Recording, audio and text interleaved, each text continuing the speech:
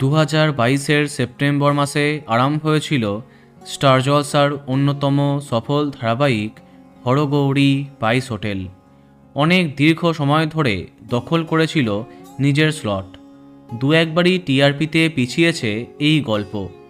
না হলে যিশু নীলাঞ্জনা প্রোডাকশনের হরগৌরী পাইস হোটেল বর্তমানকালের অন্যতম সেরা ধারাবাহিক।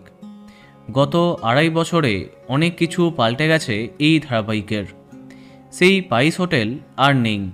গল্পের প্রধান জুটি শঙ্কর ঐশানী বিদায় নিয়েছে, সে অনেক দিন হলো। গল্পের নতুন জুটি ধৃতি রুদ্র অনেকটাই জনপ্রিয় হয়েছে, কিন্তু সময় পরিবর্তনে কমে যায় হরগৌরী পাইস হোটেলের টিআরপি।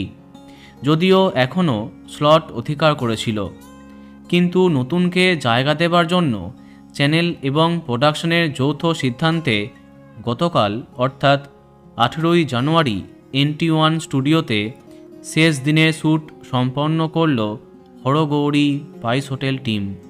হ্যাঁ, এদিন একটি ছোট্ট অনুষ্ঠানের মাধ্যমে ধারাবাহিকের সাথে যুক্ত কলাকুশলীদের পুরস্কৃত করলেন সংস্থার কর্ণধার নীলাঞ্জনা সেনগুপ্ত।